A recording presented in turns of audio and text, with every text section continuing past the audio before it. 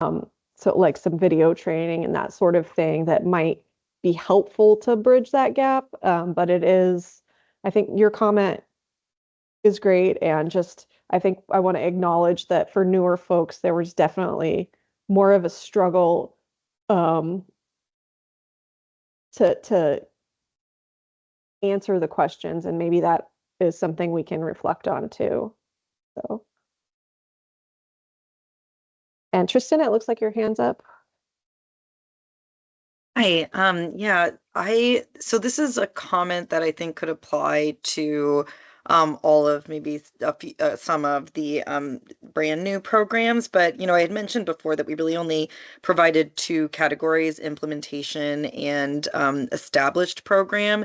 And at least this application, I feel like this application from Central Cultural seemed to be describing planning grants. And so um, I some of these questions that the CJC is seeking to ask seem like things that would be answered during a planning grant period. And so I wonder if there's a way to maybe reduce the number of questions or ask them, is this, to clarify, is this a planning grant, which is kind of on us because we didn't offer that as an option. And like if it is a planning grant, then, asking some more details about the plan, like, the milestones and major activities, that'd be important for a planning grant.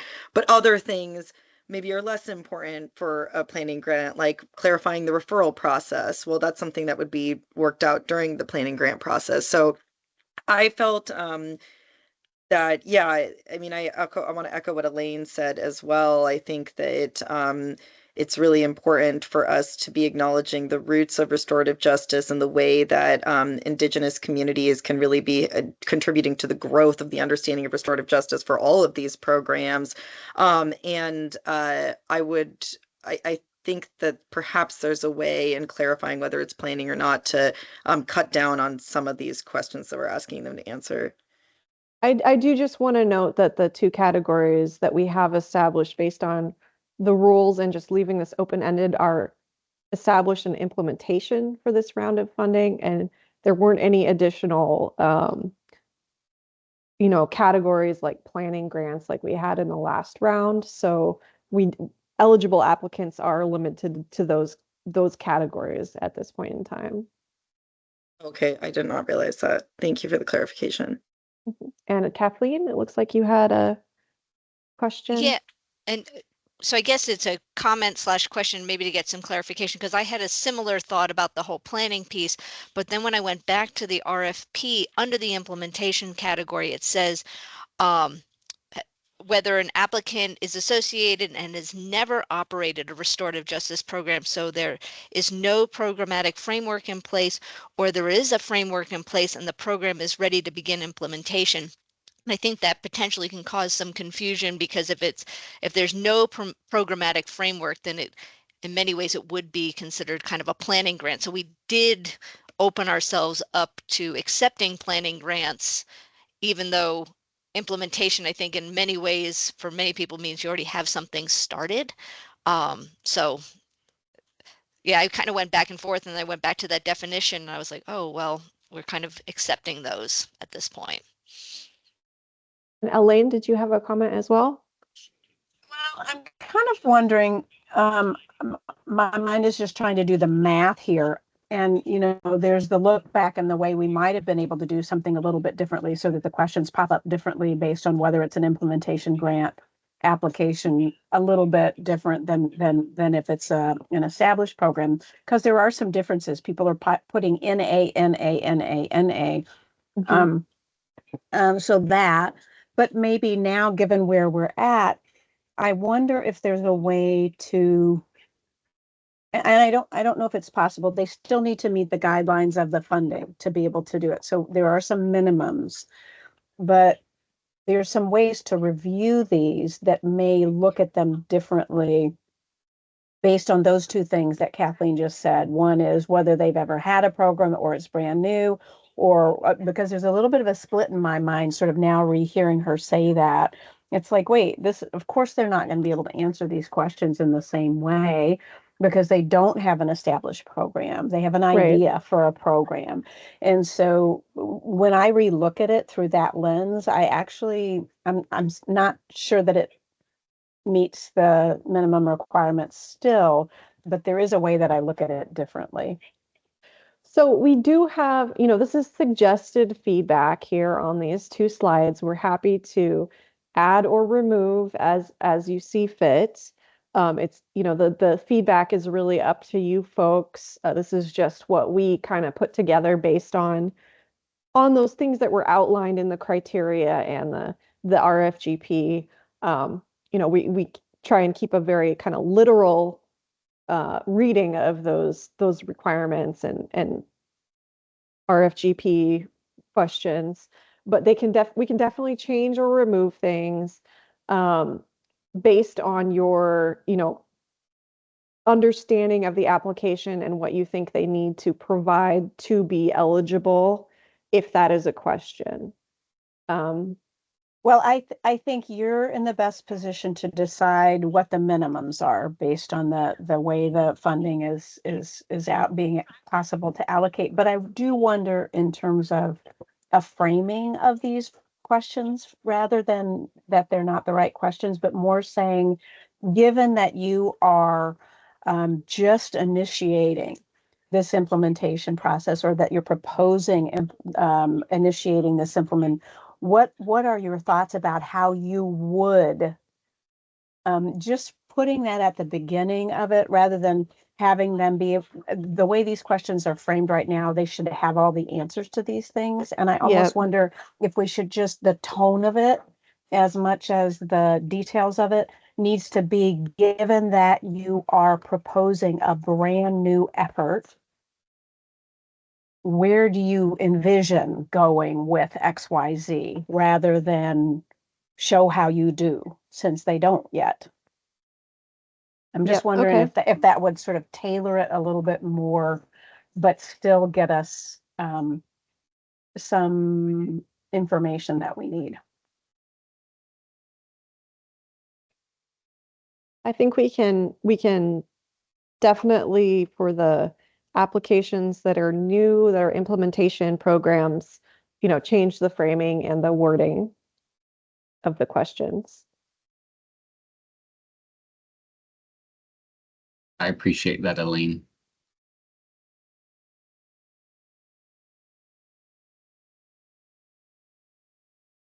Anything else that you guys want to note about these?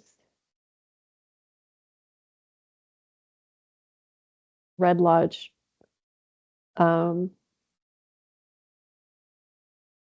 Comments.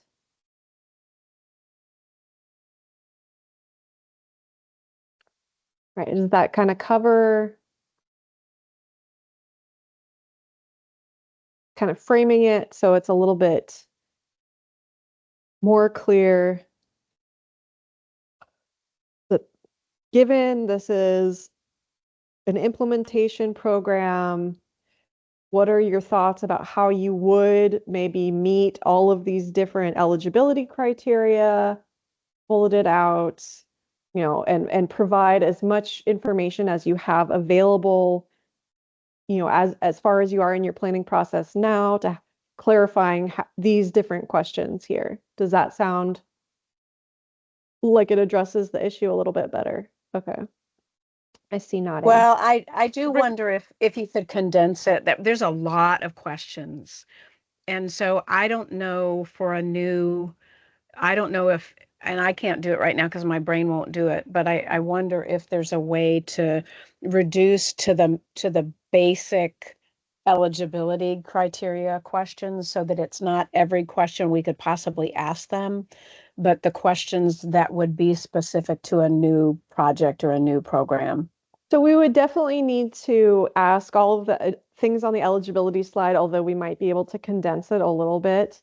Um, I do, I understand where you're coming from. The question is whether or not we can make it consistent across all applicants to make sure that they're under the same level of scrutiny and given the same ability to respond to the questions and concerns and incorporate that into their final application. So I think that would maybe take a little thinking on our side. But I hear your concern. I'm going to second that concern that receiving all those questions may just push people from even wanting to clarify what they meant. So I say that's about like 10, 15 questions on the clarification. I think some things are already obvious from the original application. So I say, yeah. Were there any specific ones that you think could be left off because it was obvious in the application? On the following, in the next page, page 62, Rima. Oh. No, the following. Let me see. Sorry, there's a lot of bullets. Number You're- number 8, I think. Like, describe your engagement with socially disadvantaged community members when developing and operating your program. They're talking about the communities they serve. Okay. Like, I don't think that's not clear from what I've read. I don't know what others think. We can just remove that one.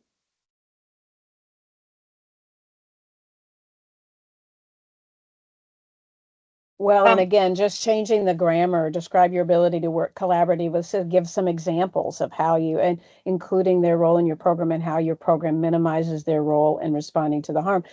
They won't know that yet. So how will your program minimize or aim to minimize? So I just think we need to change the grammar throughout so that it's a proposed process and rather than a known. Yeah, and the bottom two seem to be asking the same question in terms of coordination with system partners, So or at those least could be come, put together. yeah, those Oh, go come ahead. directly from the eligibility requirements that are in the rules. So we can combine them, but I do want to note that there is that redundancy, and we have asked everyone to kind of respond to each of those points individually. So we're going to have to find a sweet spot in the middle of, Well, yeah, all 4 of those bottom bullets are about community collaboration, community-based, or every single one of them. community-based organization and then system partners. So there's 2 different partners, but Yeah. in the rules and statutes, they are broken out like that individually to utilize other community-based organizations and what their role will be, and then engage. So there's a difference in language there, and I think I we guess can I'm look not at condensing them. We get Mhm. questions about the differences all the time, but those are there. Then if they're actually written there, we have to ask them, basically. So we can do our effort to condense, but if it's listed there, we have to ask to make sure that that box is checked off. But I hear what you're saying, and we can definitely do some work to condense where we can. Well, if I that think makes the other sense. thing is, I think it can feel like we're trying to make this program eligible when they just may not be. Mhm. They may not be at a stage where they can really implement a project like this, given where they are in their own development.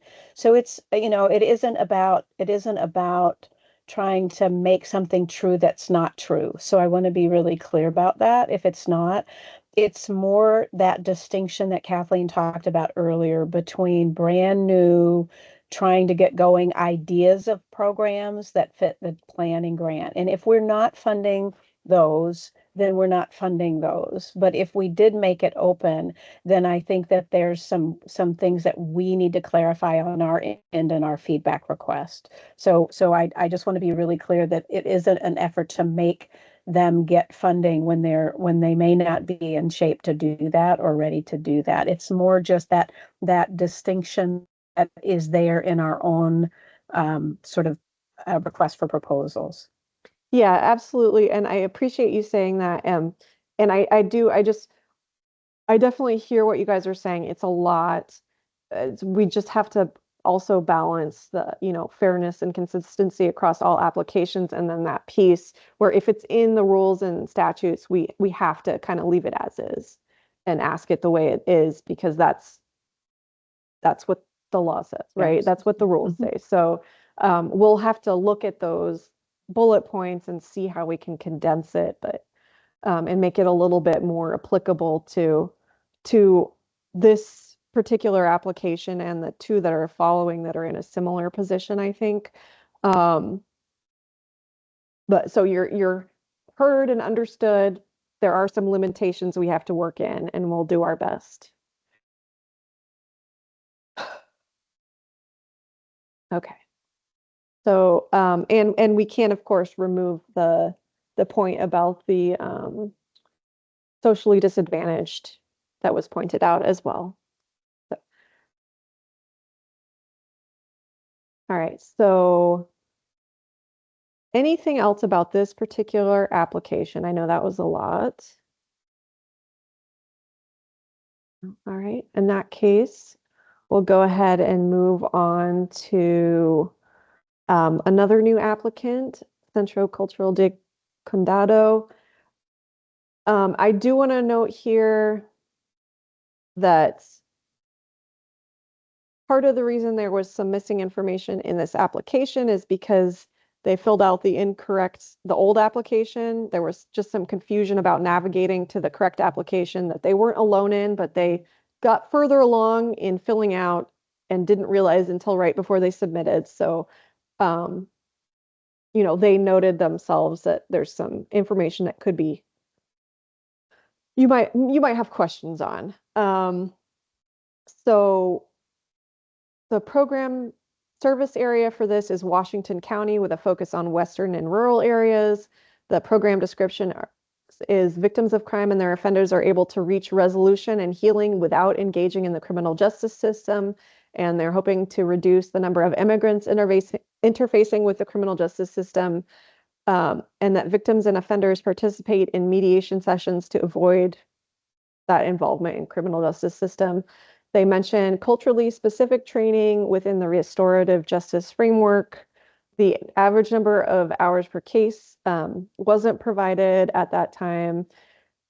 They listed out partners in the education sector, community partners, law enforcement, and district attorneys, community members, and faith organizations all as possible referral partners, but they're still kind of working on that aspect and exactly when the intervention would occur in the criminal justice system or pre-criminal justice system. The eligibility requirements are for 14 to 24-year-old Latino low-income community members with misdemeanors who qualify based on prior criminal history, is what they described as.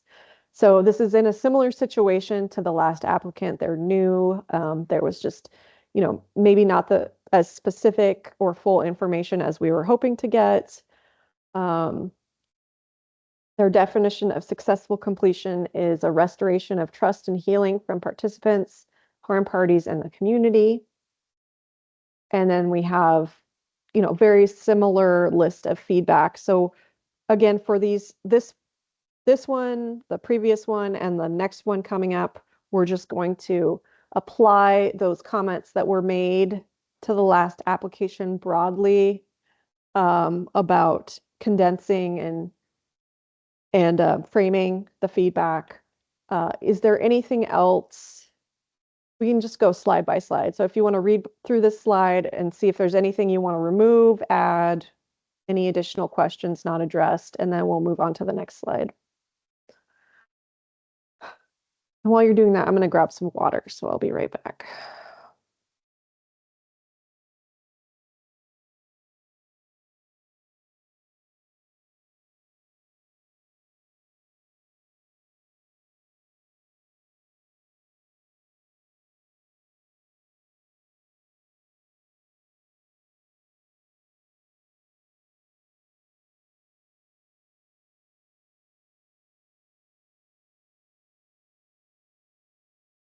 Rima, I want to say that I'm going to just say because it has to be said, and I know you're going to saying as apply the same questions, but Centro Cultural is one of the longest standing agencies serving the Latinx community in our state.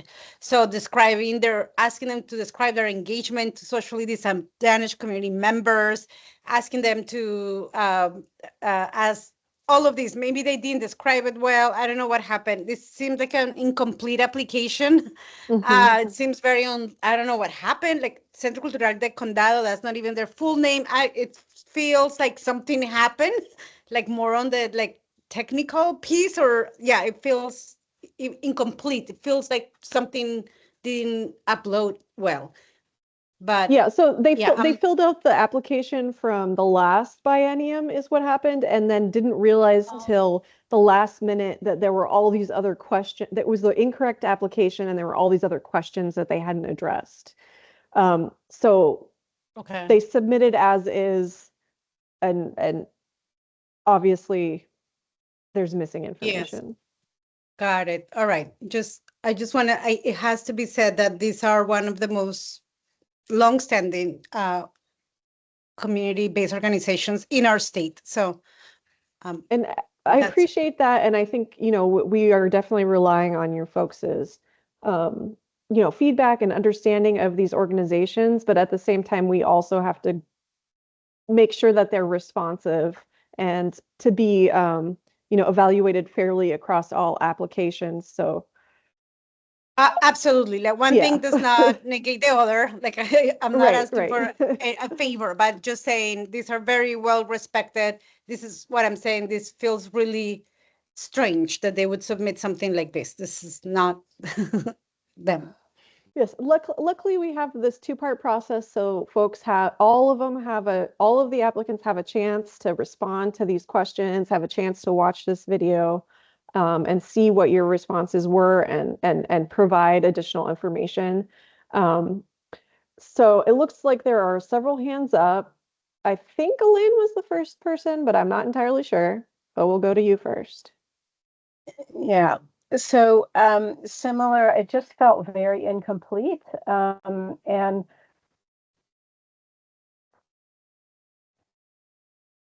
it's splitting hairs, and then there's a point where it just falls outside of what is going to be able to be accepted for fairness sake. And I don't know where that line is. I mean, people were supposed to turn in their applications by 1 o'clock that day. I noticed that a number of them were past that time based on what you sent us, or it looked like it.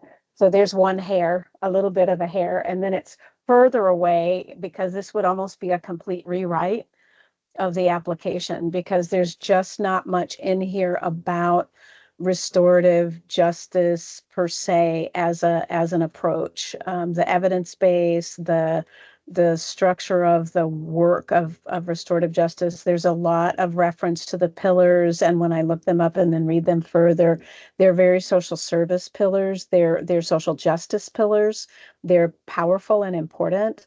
And I sort of feel that I had the same question that Jimena did, which is, I wonder what happened, because this felt like a last minute or something happened technology wise. So it's good to have the explanation, and I don't know if there's room for enough correction in a fair way for either of the last two to do it. I don't know. I that's a question that I have, but I don't know. But I just want to acknowledge that that's what it felt like to me as well. Yeah, and thank you for those comments. And I think you guys are exactly describing the tension that exists and why we try and do this objective process. Um, and, we're doing this two-part process, which actually is giving greater opportunity than we usually have given through the RFGP process. Usually we would just consider folks with, the high amount of missing information just to not be eligible. But we're being very generous in our application process these days. Tristan, I think you're next. Yeah, hi. I definitely hear what you are saying, Elaine, and I also hear and really feel what Jimena is saying about just Central Cultural's standing in the community and their I just think I know about kind of their other programming, and I think that insofar as this is purporting to establish a community referral program for immigrant populations, it seems like something that is so timely and so needed. And so I'm glad that we're doing kind of this two-part application process, and hopefully, being willing to kind of give them a second chance. And I will also say that I kind of looked at the portal after I learned that they'd had this issue, and it was confusing just because the 2023 application was on page 1, and then you had to kind of proactively go to another page to get to the 2025 to 27 application. I recognize that, it was an error that was only made by one program, but I can see how it could be made. That's just my 2 cents about this. Thank you. And Simon? I'm just going to echo what everyone has just said. I Okay. can't add more. Thank you. So we'll just give you guys a moment to pause and read through this slide, and then I'll move on to the next one just in case there's anything else that comes to mind.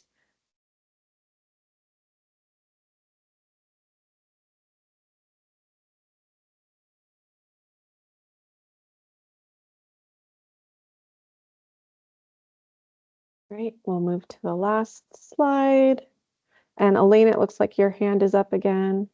I have a question really, and it really has to do with that little split where somebody could be in the very beginning stages of planning and deciding that they want to move this idea forward. Are we in a position to fund folks that aren't further along in meeting the criteria of a restorative justice? I mean, is it within our capacity, if we have enough funding, to actually fund people that are at that stage? So I think that's a great point. It is a competitive process. Our funding, it looks like with the most recent, and we'll get more into this after we look at the last application here. It looks like we'll get that 4 million, at least it was included in the last version of the budget, although we still have to wait for confirmation, but that represents, stagnant funding for this program with more people applying for it. So those are considerations that But you it's as legal and we could. as long as it falls in that definition of either implementation or established program that's provided. And as Kathleen mentioned, there is a little bit of vagueness there. We didn't specifically do a planning grant like we have previously, and I think we run into a lot more of those eligibility questions when we look at the planning versus established. So how far along they are towards implementation, where to draw that line is definitely, I think, up to you folks' discussion, if that makes sense. I think we're getting towards the end of this, so I'm running out of words. I apologize. Hopefully that made sense. So let's kind of put that let's put that discussion onto the next section after we get through this last application, and we can kind of circle back to it, if that makes sense. I hope that kind of answered your question, and I'm kind of putting a pin in it to talk about in a few minutes. That makes sense. Okay. Nobody said no. So we'll go on to the last application, which is Union County. So their service area is Union County. The program aims to divert individuals away from incarceration and the criminal justice system and to offer other avenues for treatment, such as counseling and other services. The funding, they noted, would support a coordinator to run the program. Staff training includes RJ training and training on assessment and engagement methods. They estimated 15 to 20 hours per case. The referral partners are LeGrand Police Department and Union County Sheriff's Office and Oregon State Police. They didn't specify the intervention point, and the eligible participants included individuals referred for drug, property, driving, or other non-person crimes. So they did actually provide an estimate of the number of people they thought they would get referred and serve. Their definition of a successful completion is the harm party engages in program and is connected to resources, and then also no charges are filed and community relationships are strengthened. And Elaine, it looks like you have a hand up at this point. This feels different to me than the last two, in that it feels very much like a deflection program. It doesn't deal with harmed parties. It's really a go get treatment instead of jail time or conviction. And it's a part of the same sort of network of responses trying to keep people out, but it's not the same as restorative justice. I did not see restoring or repairing harm anywhere in this application. So, and it almost felt like they mixed up their application for their local deflection program. And really, which was really pretty low barrier for counties to get that funding, and this application. So I just think that the distinction was completely lost in this proposal. So Yeah. Thank you for that comment. And I think I just don't. Yeah. Sorry, go ahead. I didn't think they're eligible. They didn't seem to actually meet the criteria. Similar to the last two applicants and maybe in a different way, but the result is similar, is they would need to provide a good amount of information to show that they are eligible in that final application. So there's, I think, 3 slides of questions for this one. Very similar to the questions for the last two.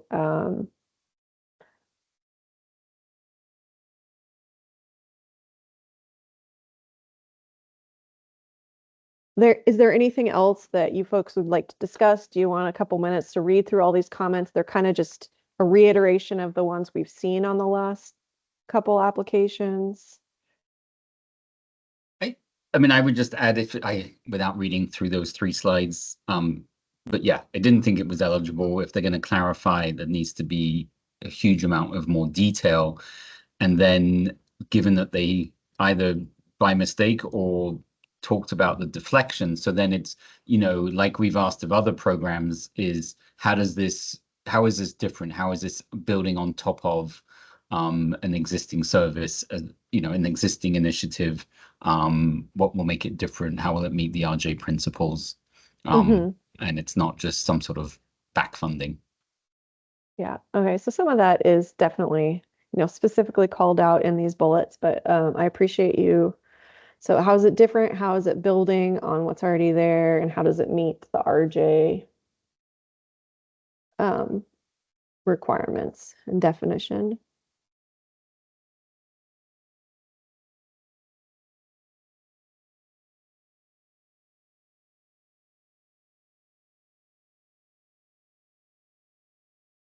And Kathleen, it looks like you have a hand up as well. Yeah, and it's not specific about this program, but I guess just in general, are applicants going to be allowed to submit a final proposal if they did not submit a preliminary proposal? So could we potentially have even more applications? No, so it was required that they submit the preliminary application. And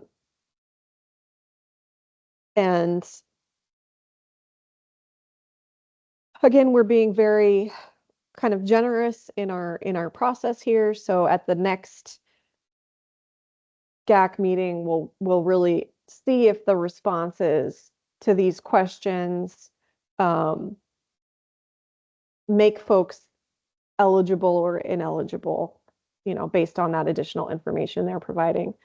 And I guess a follow-up to that too is, are we in a situation where I know we have potentially stagnant funding, and maybe this kind of alludes to the next phase of this, but are we potentially asking people that weren't truly prepared in this preliminary proposal to jump through a ton of hoops, and potentially what is their chance for success? I mean, I don't want to say that it's not successful, but there's a lot of steps, and even on stronger proposals, we still had a variety of questions.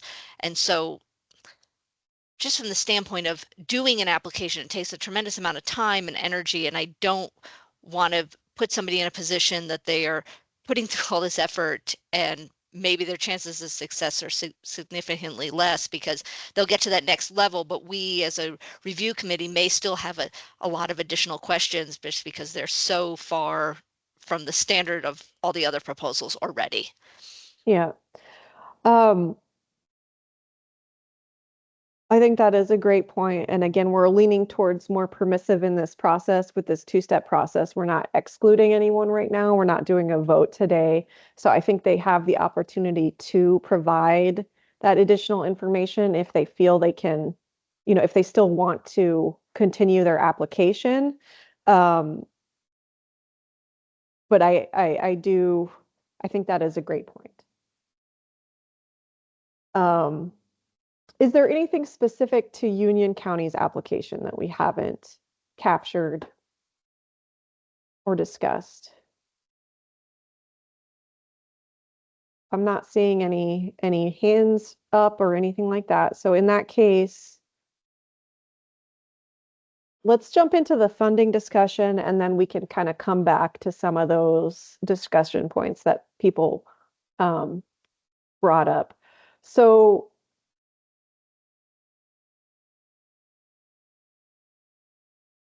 as mentioned, funding is limited. We have some general feedback for final applicants just to look at that grant administration guide again, since it has been revised, to, hopefully look at the feedback we emailed to them, watch the recording if they're able to, and take into consideration all of you guys' feedback when developing those budgets for that final application. Is there anything else specifically related to the budgets that you folks would like to include as just general feedback to all of the applicants? And Elaine, it looks like you have a comment. Do we, it looks like that all the time, doesn't it? I appreciate your participation. I'm just trying to remember in our last rounds, I know we have a budget document that is a specific sort of structure on an Excel spreadsheet. Do we ask for a budget narrative that The budget document helps those includes dots between it includes a column for budget narrative. It's a small space, but there is the expectation that they're putting in some type of narrative to go along with the budget items. I guess the reason I'm asking is that one of the things that feels like it will either be a lot more work for us if everybody is sort of resubmitting newly written applications with a lot of nuance, and some of that could be really addressed in the budget description process. For us to be able to see that. So, for example, some of the general notes that I had for some of the applicants was that they were pretty volunteer dependent. And if people hear that feedback and now they're going to change their budgets to hire more staff or to show how their staff, whatever, it'd be really nice if we could see that in a more shorthanded way than having them have to go back and rewrite all their grant documents. And so that's just one example that if they could address in the budget refining process in their narrative. I don't know. I'm just trying to figure out a way to not have this be a complete redo of all of these applications, since every single one of them can revise and refine their final applications in a way that means we're going to, maybe we can't avoid that because of the generosity that we're having. But if there's a way to get a picture, a snapshot that could show up in the budget, I'm just thinking out loud, but just remembering that in some of the grant applications that I have to do, you really describe why you're asking for this money for these things. And if it's not there, it's not there, but it's just something that's made a difference reviewing grants before. Yeah, great feedback. So, like I said, we do have that limited space. Those are our standard budget documents that we then also use for the project itself. So I think, adding more space for narrative is probably not feasible at this. I Yeah. didn't mean that on the form itself. I just meant having the opportunity to write a budget narrative to go along with that budget document might be useful or possible. Budget narrative. In the final application,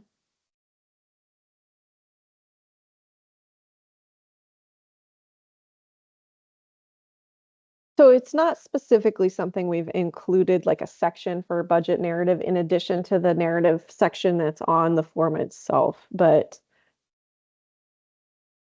for future, I think that's something we can look at. For this specific opportunity, I think we have to stick with the format that we already have established.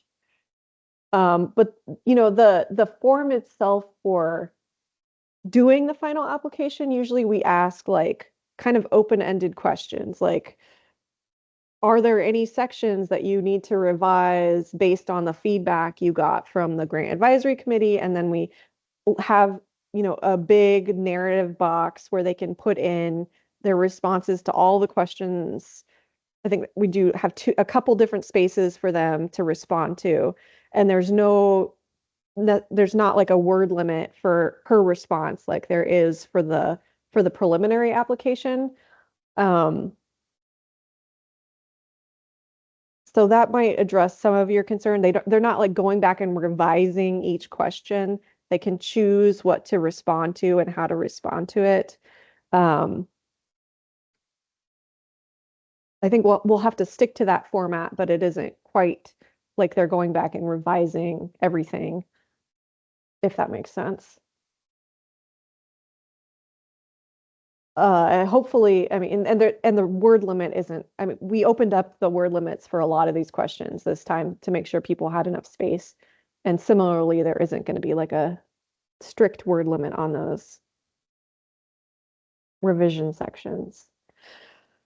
That doesn't quite get to your concern, but I think we're going to have to stick to that format. I hear what you're saying. It's so much information and so many questions for some of them, and part of that is the specificity of the opportunity itself, and part of it is actually because you guys are so amazing and detail oriented and go through with such a fine-tooth comb, that there are more questions always. So I think I hear what you're saying. Hopefully it won't be a huge workload, but it is what it is at this point. Um, any specific other guidance? And Tristan, you have your hand up. I'm sorry for that. Oh, no, you're fine. I also wanted to lift a concern that I don't know if there's a solution for it, so you can let me know. One thing that I'm just highly aware of is, obviously we don't have enough money to fund all of these programs. Yeah. Or I mean, we haven't seen budgets, but highly unlikely, right? And so we're going to be in a situation where we're making difficult decisions. And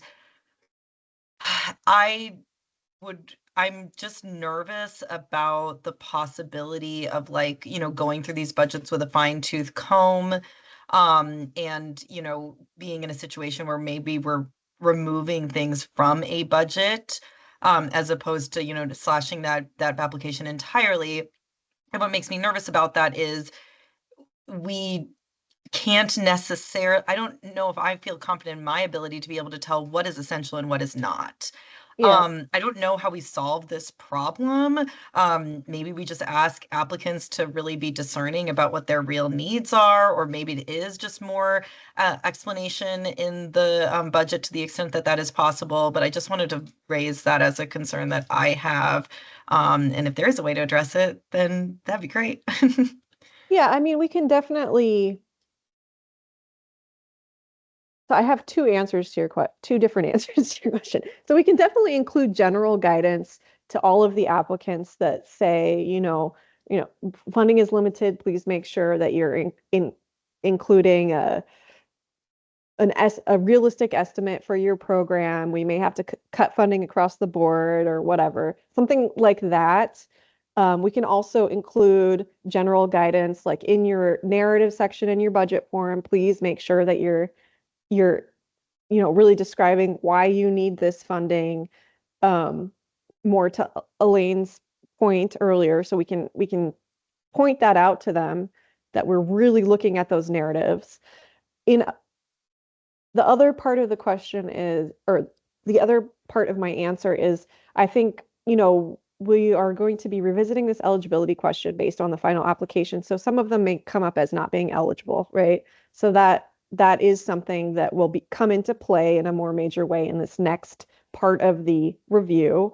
And other programs like specialty courts or justice reinvestment, which are those long-standing established programs, generally have a process where, a lot of times they'll say, we think that staffing funds are absolutely, essential for programs that maybe will cap training funds at a certain amount. So there's other kinds of recommendations across the board that can be made, so you're not necessarily having to go through and slashing item by item for every single applicant, for those ones that you want to move forward with, if that makes sense. And part of our job as staff is, once we get those numbers and look at what the requests actually are, we do some of that legwork in identifying, like, what the trends are across the applicants and what potential categories could be trimmed down, if that makes sense based on what we're seeing.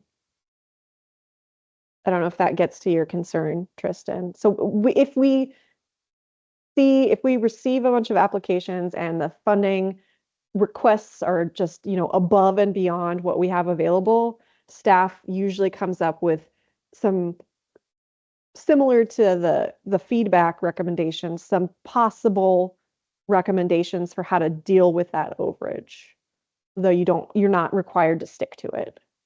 Okay.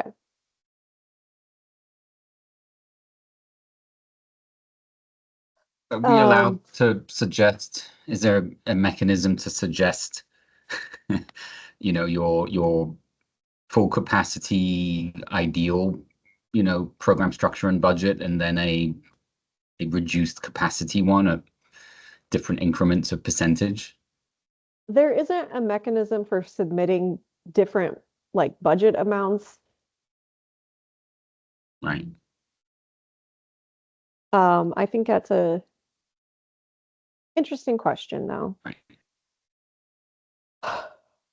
Um,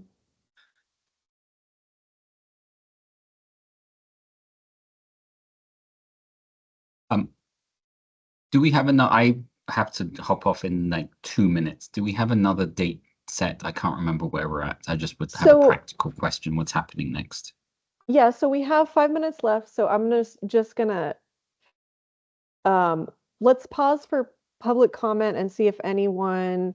We don't have another date set for the next grant review committee meeting. If you have to jump off before we get to that point, then we'll send out a poll to folks if everyone's not on, just to make sure we can get that date settled. If you're here, we'll see if we can get a date before the end of the meeting, but otherwise we'll send out a poll. So let's pause here for public comment. Wait a minute, you know what? I missed a slide and I apologize. So let's not pause for public comment and let's go through these bullets. I'm so sorry. So as I mentioned, the most recent version of HB 5005, our budget bill, is $4 million. We do have this question about SB 938. It looks like it is dead, but it may still pass. There's always a possibility. And if it did pass, a portion, oh, did the slides progress on folks' screen? Can you see a slide? Okay. If it did pass, a portion of the biennium budget for RJ could be set aside towards statewide coalitions because the SB 938 expands the eligibility of recipients to include those statewide coalitions that support RJ. So you folks have the opportunity to recommend an amount of funding to make funding available for statewide coalitions in this biennium. We sort of, made a preliminary recommendation of $100,000. Again, we're not sure if this will move forward, but you guys do have the ability to make a recommendation if it does, and that money would be, earmarked for statewide coalitions and taken out of the 4 million for general applicants. So is that something that GAC would like to discuss and recommend at this time? Because we would want to include, that reduction of however much in our guidance for the applicants, if possible. I feel like it might be, if we can delay that until we know if 938 passes, and then I'm a board member of RJCO, so not that I get any remuneration, so it's not a financial conflict, but it's certainly a organizational conflict.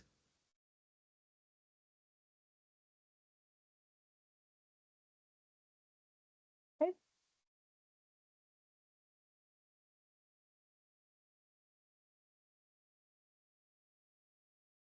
I agree that we probably should wait until see if SB 938 passes.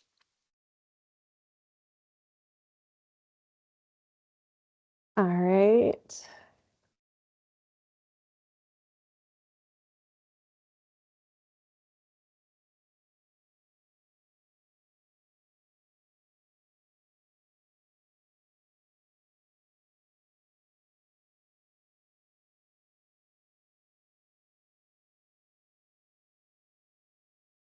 And let me just check one thing very quickly, and then we can move on.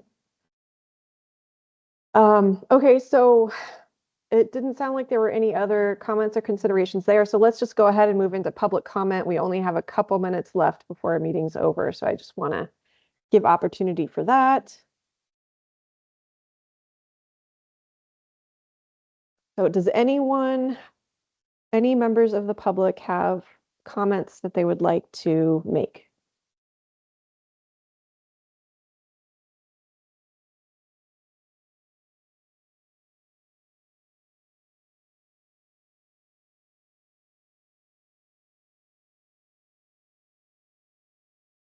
Okay.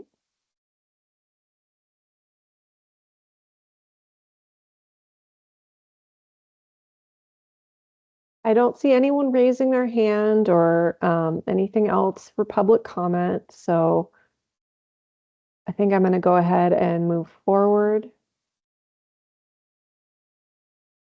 So next steps, like I said, we're going to send out all your questions and comments hopefully by next Monday, 6/23. The final application will be opened at that point. There's a webinar where we'll kind of go through the process for completing the application and, some more guidance on the feedback that you all provided today on 6/27. The commission meeting, during the commission meeting for 7/15, we should have an answer at that point about what the actual amount is for the restorative justice grant and on that 938. So at that point, the commission will make that decision about possibly, earmarking funds for the statewide coalitions. Final applications are due July 22nd.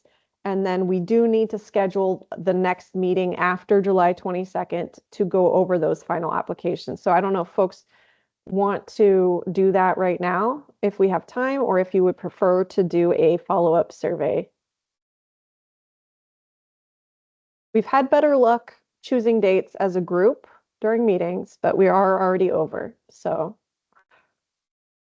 How much time does the staff at CJC need to kind of review and evaluate the proposals? the amount of time we had for this last part, which was like 3 or 4 weeks, was nice, I must say. So we just want to make sure it's done before this 9/16 commission meeting that we're attempting to So mid-August would work. mid-August would work. To throw out a suggestion, right now my calendar is clear the week of, sorry, the week of the 18th. August 18th, right? Yeah. Yeah, I have a lot of availability then as well. Okay. That would work for me as well, as except for Friday. And then I'll be gone for 3 weeks. So if we could get it done that week, that would be fantastic. Okay. Is there a particular day that week that folks want to meet? What about this time? What about the Monday 8 to noon time? Okay. And I might even recommend a slightly longer meeting. I think we were pretty packed in 4 hours. We just made it this time. We didn't go over, and I'm very proud of everyone. But with the budgets, we might want to schedule from 8 to like 1, maybe. And I want to say that I am not available that week. We have our agency in service week. So, What about the 11th? but it sounds like a lot of you all are available that week. So maybe.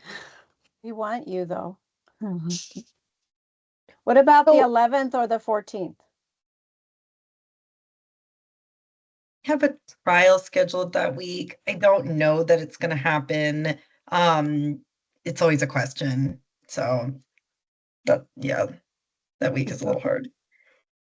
Yeah, so since we have pretty open availability, why don't we just go ahead and send out a poll for those 2 weeks and see when folks, reply to the most, and we'll do an extended period, 6 hours probably for application review starting early in the morning, because you folks are apparently early birds. So we'll send out a poll just to nail down the date and make sure that we have the most responses possible. So I don't want to take up too much more of your time today. And Simon already signed off, and we just want to make sure we can get the most people possible. So again, we'll be looking at the final applications and responses to the feedback, the budgets. We'll be voting at that point on the applications to approve for funding to send to the commission for their final approval. So thank you guys. That was a long haul, as it always is. I know I say this every meeting, but I do really, really appreciate the attention to detail and how carefully you guys consider each application and question, and the fine-tooth comb that you go through everything with. It's just fantastic. Hopefully, this process is getting better and better as time goes on. I think our applications definitely are, and we'll do our best to capture all your comments and send those to applicants. And we are always available if you have feedback for us and about the process and the meeting and anything else. So thank you guys so much. I guess have a great rest of your day. Thank you. And Thanks, thank you for all your hard everyone. work. Good job, Rima. Thank you. Thank Yes. you. Thank you so much. Take care. Bye, everyone. Bye.